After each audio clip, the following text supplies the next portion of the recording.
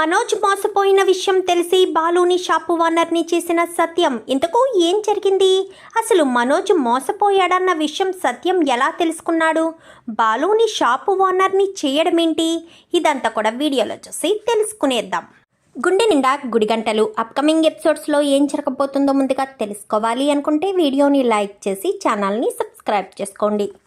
మొత్తం మీరు చూసుకున్నట్లయితే ఇంకా మనోజు బంగారం అంతా కూడా తాకట్టు పెట్టమని ప్రభావతి చెప్పినా మనోజ్ కాస్త ఆ బంగారం అమ్మేసి మరీ తన 4 లక్షలు అప్పుని అంటే తను మోసపోయిన 4 లక్షలను అయితే 3 లక్షలు డీలర్స్ వాళ్ళకి ఇచ్చేసి ₹1,00,000 కాస్త రోహిణికి తీసుకొచ్చి ఇస్తాడు లాభం అన్నట్టుగా. మనోజ్ లోపల టెన్షన్ పడుతున్నా పైకి మాత్రం లాభం వచ్చిందనే హ్యాపీగా ఉంటాడు. రోహిణి అసలే ఊరుకుంటుందా? ప్రతి క్షణం అందరి ముందుకు ఆ ₹1,00,000 తీసుకొచ్చి తెగ గొప్పగా చెప్తుంది. నా భర్త ఏమీ చేత కానివాడు అంటూ బాలు ఎన్నో మాటలు అన్నాడు కదా. పార్కులో పడుకునేవాడు, ఇంకా లక్షలు మింగేసినోడు, గుడి ముందు అడుక్కునేవాడు అంటూ నానా రకాల పేర్లు పెట్టి మరీ నా భర్తను ఎక్కడికక్కడ అవమానపరుస్తూనే ఉన్నాడు కదా బాలు. చూడు బాలు, ₹1,00,000 ఆదాయం వచ్చింది అని చెప్పనేసరికి నిజంగా ₹1,00,000 ఆదాయం వీడికే వచ్చిందమ్మా అని చెప్పి సత్యం అంటాడు. అవును మావయ్య, మీరు నమ్మలేకపోతున్నారా అని చెప్పాను కానీ నమ్మబుద్ధి కావట్లేదమ్మా. ఎప్పుడు మనోజ్ ఏ చిన్నది చేసినా పెద్ద గంపంత చేసి చెప్పే మీ అత్తగారు సైలెంట్గా ఉంది చూడు. అలా షాక్ కొట్టిన దానిలా కరెంట్ షాక్ కొట్టిన కాకిలా ఉండిపోయిందని. కానీ అవునన్న, నాకు అదే అనుమానంగా అనిపిస్తుంది. నిజంగా అమ్మ ఎందుకు ఎంతలా ఉంది నాకు అర్థం కావట్లేదు అని చెప్పి ఇంకా మా బాలు కాస్త అనేసరికి అదేమీ లేదురా, వాడికి దిష్టి తగలకుండా ఉండడం కోసం నేనేం మాట్లాడట్లేదు.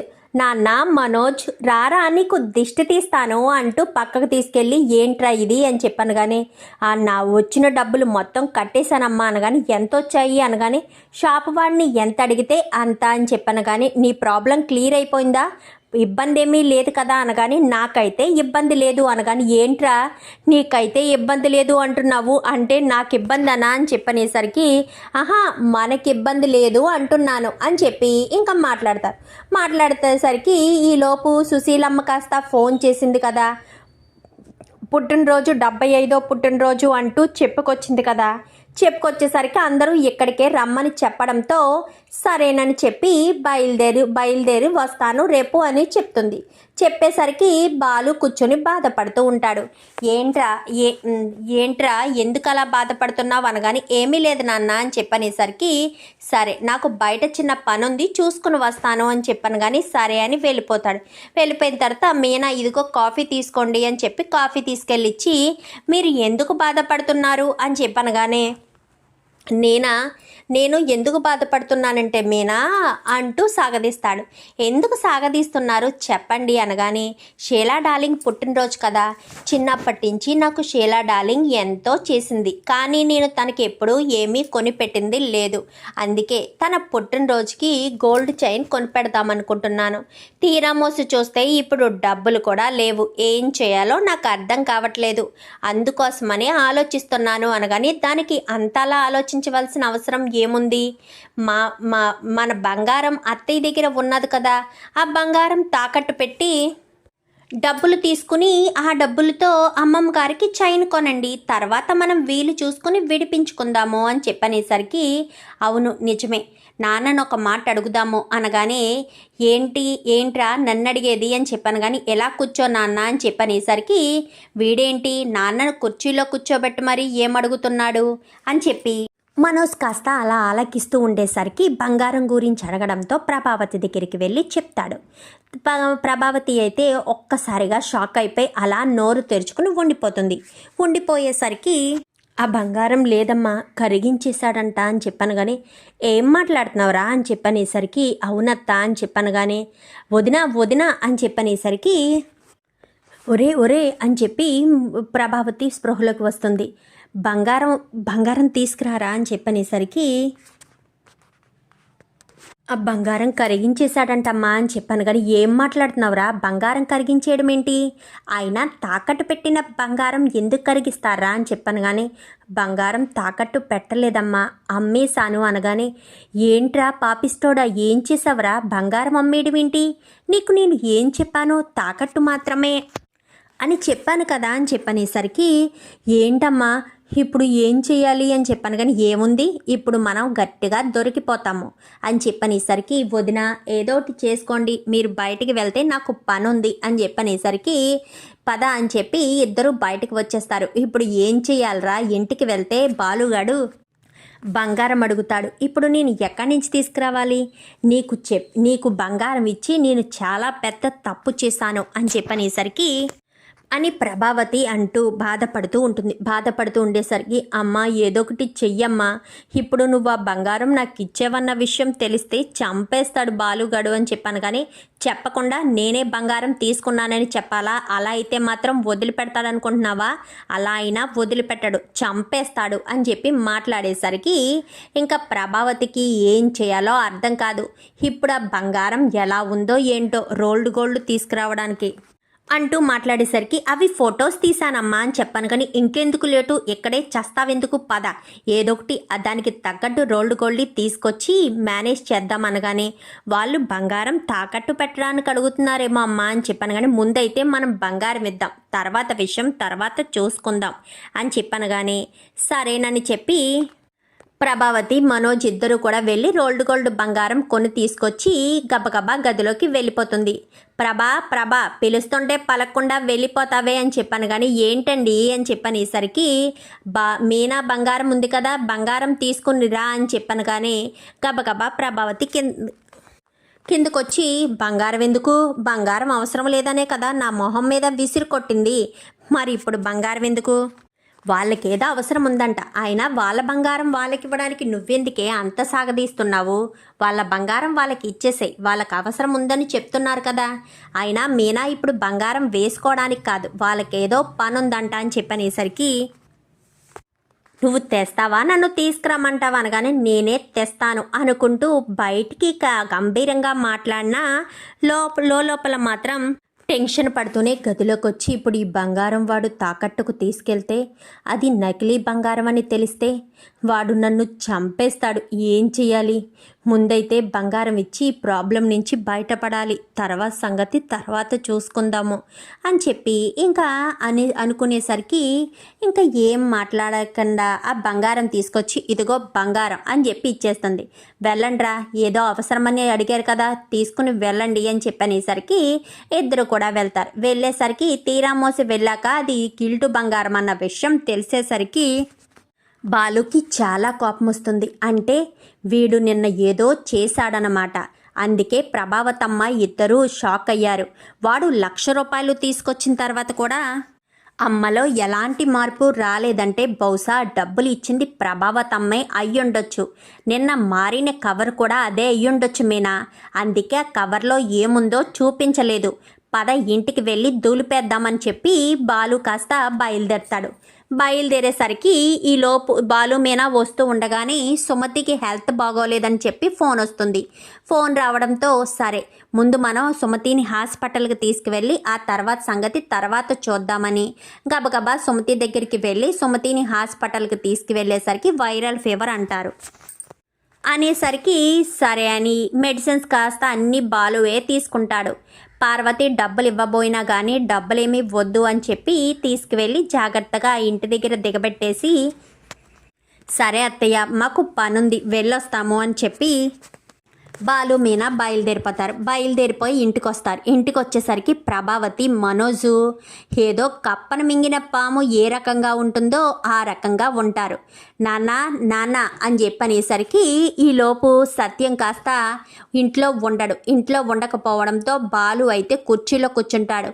మీనా చాలా కోపంగా బాలు చాలా కోపంగా చూస్తూ ఉండేసరికి ఏంట్రా అలా చూస్తున్నావు అనగానే నేను అలా చూస్తున్నాను, సరే మీరెందుకు అంత టెన్షన్ పడుతున్నారు, మీరేం తప్పు చేశారు అని చెప్పాను. కానీ మేమేం తప్పు చేశాము, మేమేం తప్పు చేయలేదు, సరే మనోజ్ నువ్వెళ్ళు, నీకు ఆఫీస్కి వెళ్ళే పని లేదా ఏంటి అంటూ మాట్లాడేసరికి ఉందమ్మా నేను అక్కడ బిజినెస్ చేస్తున్నాను కదా అనగానే వెళ్ళరా వెళ్ళు వెళ్ళు, ఆ బిజినెస్ ఎలా చేస్తావో నేను చూస్తాను, ఎంత దుర్మార్గుడురా నువ్వు, లక్షలు మింగేసిందే కాక అని చెప్పి అనేసరికి ఈలోపు సత్యం వస్తాడు. సత్యం రావడంతో నాన్న అంటూ పట్టుకుని బాలు ఏడుస్తాడు. ఇదేంటి వీడు ఇలా ఏడుస్తున్నాడు అని చెప్పి సత్యం ఏమైందిరా అని చెప్పనగానే మోసపోయాను నాన్న, నేను చాలా పెద్ద మోసపోయాను అని చెప్పనేసరికి ఏం మోసపోయావరా, దేని గురించి మాట్లాడుతున్నావు అనగానే నేనా దేని గురించి మాట్లాడుతున్నాను, ఈ ప్రభావతమ్మ ఈ లక్షల మింగినోడు నన్ను మళ్ళీ మోసం చేశారు నాన్న అని చెప్పనేసరికి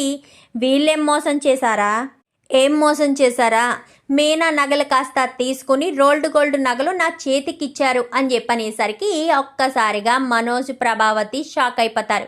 ఈ లోపు అందరూ వస్తారు. అందరూ రావడంతో ఏంట్రా రోల్డ్ గోల్డ్ నగలు ఇవ్వడం ఏంటి అని చెప్పనేసరికి అవునన్న, ఈ లక్షలు మింగినోడు ఈ ఇల్లు మింగినావిడ ఇద్దరూ కలిసి నా మీనా నగలు కాస్త తీసేసుకుని రోల్డ్ గోల్డ్ బంగారం మా చేతిలో పెట్టారు అని చెప్పనేసరికి ఇంకా ప్రభావతి అయితే ఏంట్రా ఏం మాట్లాడుతున్నావు, రోల్డ్ గోల్డ్ ఏంటి, అవి మీనా నాకు ఇచ్చిన బంగారమే అని చెప్పాను. కానీ అవునా మీనా అది మీకు ఇచ్చిన బంగారమే అయ్యుంటే మీనా నేను బయట నుంచి వచ్చేసరికి మీరెందుకు అంత టెన్షన్ పడ్డారు, ఏదో కప్పన మింగిన పావులా గుటకలు వేస్తూ ఎందుకు అంత ఇద్దరు కూడా కంగారు పడుతూ చెమటలు తుడుచుకున్నారు, అంటే మీరు నాకు ఇచ్చింది రోల్డ్ గోల్డ్ అన్న విషయం మీకు తెలుసు, నేను బయటికి వెళ్ళి ఆ విషయం తెలుసుకుని ఇంటికి వస్తానని కూడా మీకు తెలుసు, కావాలని తెలిసే మీరు ఈ విషయాన్ని దాచిపెట్టారు, కావాలని నేను అక్కడ అవమానపడాలన్న ఉద్దేశంతోనే కదా మీరు ఇదంతా చేశారు అంటూ మాట్లాడేసరికి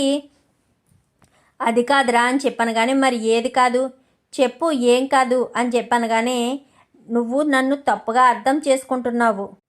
ఎవరిని తప్పుగా అర్థం చేసుకుంటున్నాను ప్రభావతమ్మ, నిన్న ఈ మనోజ్ గాడినా, ఈ మనోజ్ గాడు ఎలాంటి వాడో తెలుసు, నువ్వు ఎలాంటి దానివో తెలుసు, ఎన్ని తప్పులు చేసినా ఈ మనోజ్ గాడినే నువ్వు వెనకేసుకొస్తూ ఉంటావన్న విషయం కూడా నాకు తెలుసు.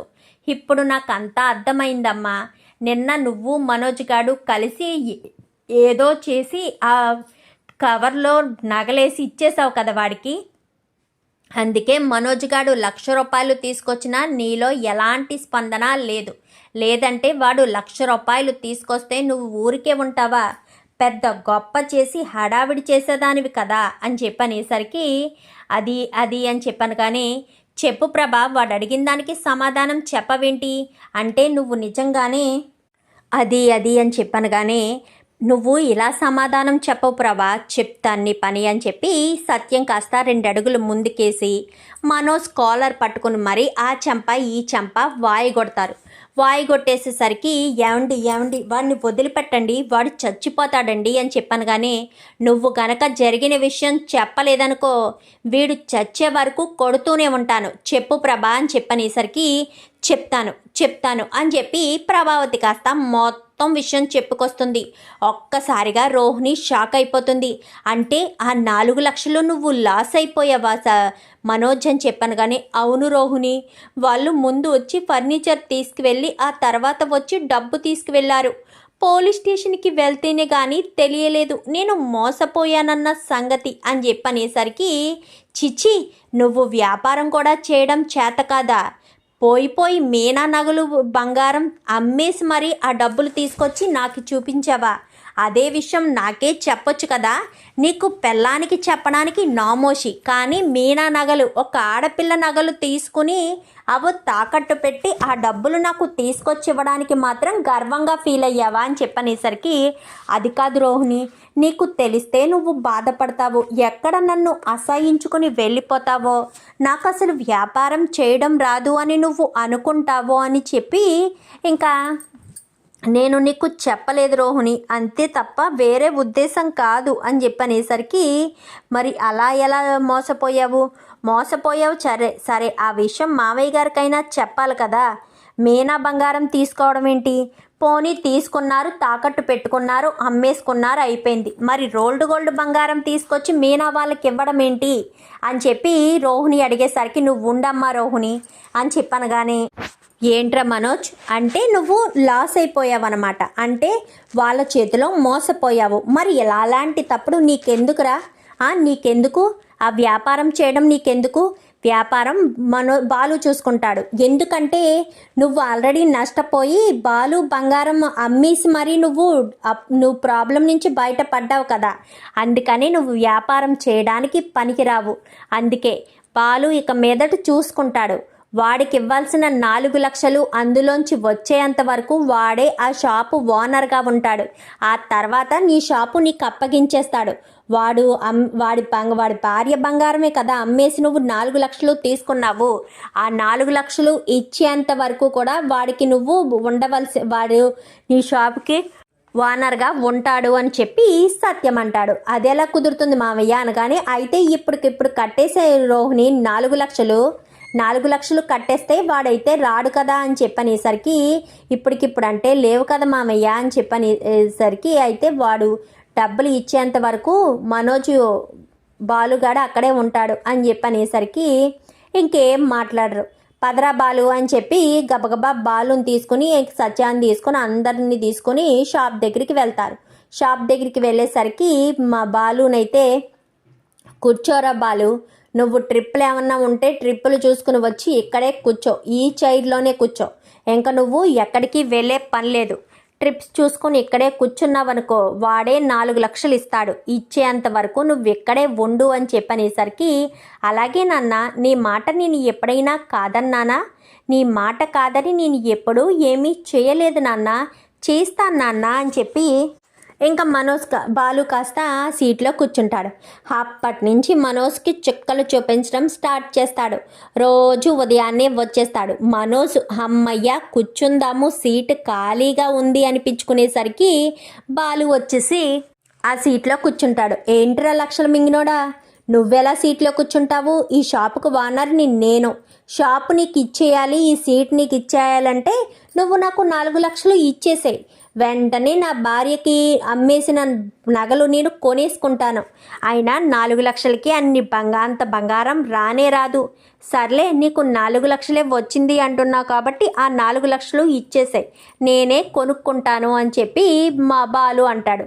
ప్రతిరోజు అక్కడికి వెళ్ళడం, మా మనోజ్ గారితో గొడవ పెట్టుకోవడం, ఆ 4 లక్షలు ఇచ్చే అని చెప్పడం.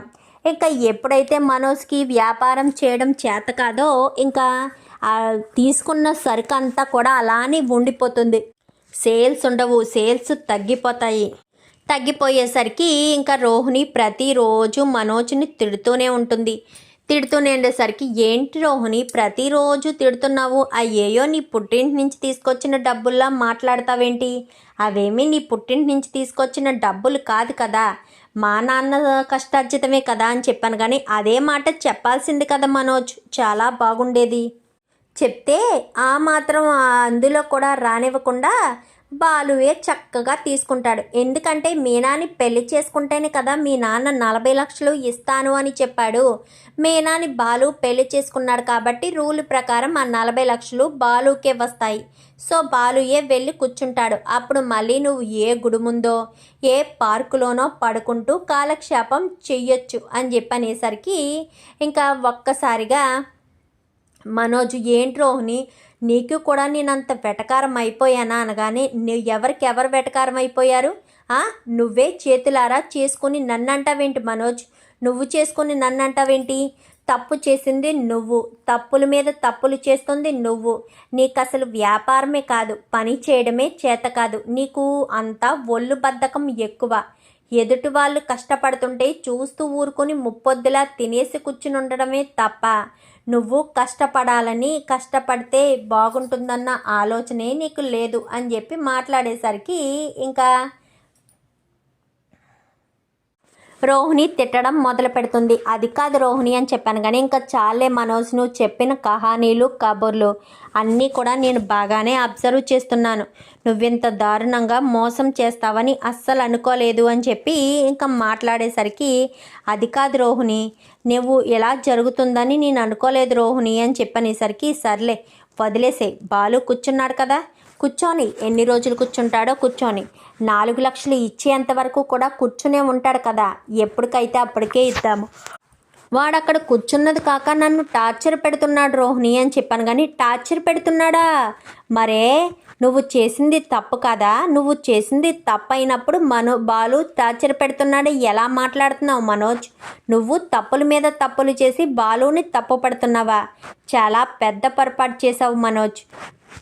ఏ విషయమైనా సరే దాచిపెట్టకూడదు, నువ్వు దాచిపెట్టావు, తప్పులు చేసావు అని చెప్పి మాట్లాడేసరికి ఇంకా ఆ క్షణం నుంచి రోజు టార్చర్ అనుభవిస్తూ ఉంటారు ఇంకా మనోజు రోహిణి ఇద్దరు అనిపించేసరికి ఇంకా సత్యం కూడా వెళ్తాడు. ఏంట్రా 4 లక్షలు ఇచ్చాడా అనగానే లేదు నాన్న అని చెప్పనేసరికి వాడు ఇచ్చే వరకు మాత్రం ఎట్టి పరిస్థితుల్లో వదిలిపెట్టొద్దు అని చెప్పాను. కానీ ఇంకా ఆ క్షణం నుంచి ప్రభావతితో మాట్లాడడం కూడా మానేస్తాడు సత్యం. అయితే ఏంటండి నాతో మాట్లాడరా అనగానే నువ్వు నన్ను మోసం చేస్తున్నావు, మోసం చేస్తుంటే నీతో నేను ఎలా మాట్లాడతాను ప్రభా?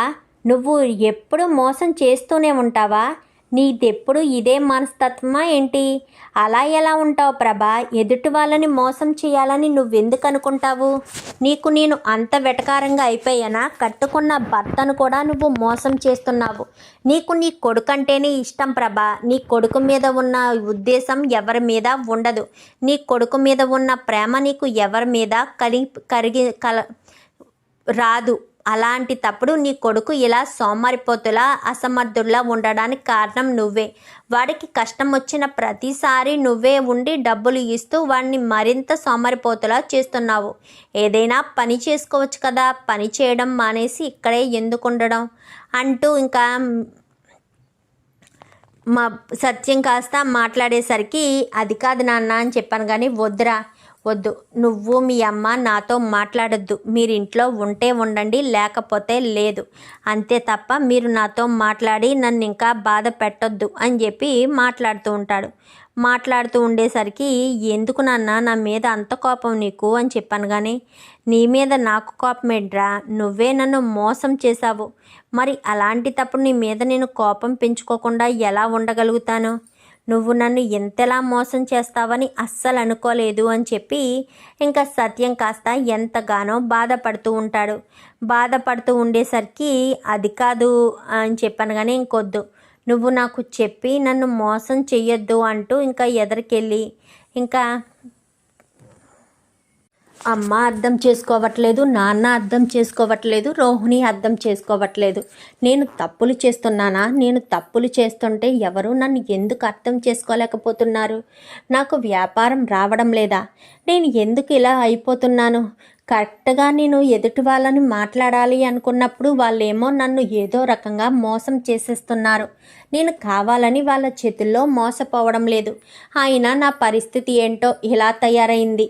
ఈ కుడితిలో పడ్డ ఎలకలా కొట్టుకోవడం తప్ప నేను ఎప్పుడూ బిజినెస్లు చేస్తాను, కోట్లు ఎప్పుడు సంపాదిస్తాను? బిజినెస్ మ్యాన్ని నేను ఎప్పుడు అవుతాను?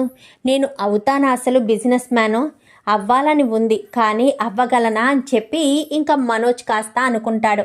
ఇంకా బాలు మీనా అయితే 4 లక్షలు ఇవ్వడంతో సుశీలమ్మ పుట్టినరోజు అయిపోయినా కానీ సుశీలమ్మ ఊరు పనిగట్టుకుని వెళ్ళి మరీ అక్కడికి వెళ్ళి సుశీలమ్మ మెడలో చైన్ వేస్తారు. ఎందుకురా ఇది అని చెప్పాను. కానీ నిజానికి చైన్ పుట్టినరోజు నాడే ఇవ్వాలి షీలా డార్లింగ్, కానీ అప్పుడు కొన్ని కారణాల వల్ల అవకాశం దొరకలేదు, ఇవ్వలేకపోయాను, అందుకే ఇప్పుడు ఇస్తున్నాను, ఏమీ అనుకోకు అని చెప్పాను. కానీ ఒరే బాలు, నువ్వు నాకు ఏ బహుమతులు ఇవ్వనవసరం లేదులా. మీనా, నువ్వు ఎప్పుడు సంతోషంగా ఉంటే చాలు. మీ సంతోషమే నాకు ముఖ్యం, అంతకు మించి నాకు ఎలాంటి సంతోషం లేదు. నువ్వు మీనా ఎప్పుడు హ్యాపీగా ఉన్నారనుకోండి, నేను జీవితాంతం బ్రతుకున్నంతకాలం బాలుగాడు మీనా సంతోషంగా ఉన్నారు అని అనుకుంటాను. లేదు, మీరు బాధపడుతుంటే మీరు బాధపడుతున్నారు అని బాధపడతాను. ఎందుకంటే నన్నుగా ఇష్టపడేది మీరు మాత్రమే. అలాంటి తప్పుడు మీ సంతోషమే నాకు ముఖ్యం కదా అని చెప్పి ఇంకా సుశీలమ్మ కాస్త అనేసరికి లేదులే అమ్మ, వాడు నీకు ఎప్పటి నుంచో ఇవ్వాలి అనుకున్నాడు, ఇప్పుడు ఇచ్చాడు అనగానే సత్యం నువ్వు కూడానా అని చెప్పాను. కానీ అవునమ్మా అని చెప్పి ఇంకా సత్యం అంటాడు. సత్యం అనేసరికి ఇంకా చైన్ కాస్త మీ బామ్మ మెడలో వేయరా అని చెప్పాను. కానీ చైన్ కాస్త బామ్మ మెడలో వేయడంతో అది ఫోటో తీసి బాలు స్టేటస్ పెట్టుకుంటాడు. అది కాస్త కామాక్షి చూసి, చూసావా ఎంత చక్కగా నానమ్మతో కలిసిపోయాడో నీ మనవడు అంటూ, నీ కొడుకు అంటూ ప్రభావతికి చెప్పేసరికి వాడు ఎవరితో అయినా కలిసిపోతాడు అనగానే, అవును మంచి ఏదైనా కలిసిపోతుంది, చెడే ఏది కలవదు కదా వదినా అని చెప్పాను. కానీ ఏంటి వదినా నువ్వు అనేది అంటే, నేను మనోజ్ గాడు చెడనా నీ ఉద్దేశం అని చెప్పాను. కానీ అవును అని చెప్పి మాట్లాడుతుంది. చూద్దాం మరి రాబోయే ఎపిసోడ్స్లో ఇలాగే మనోజ్ సీట్లో బాలుని కూర్చోబెట్టాలని, మనోజ్ డబ్బులు దొంగతనం చేసిన వీడియో బయటికి రావాలని మీరు కూడా కోరుకుంటే వీడియో నచ్చితే లైక్ చేసి ఛానల్ని సబ్స్క్రైబ్ చేసుకోండి. Thank you for watching.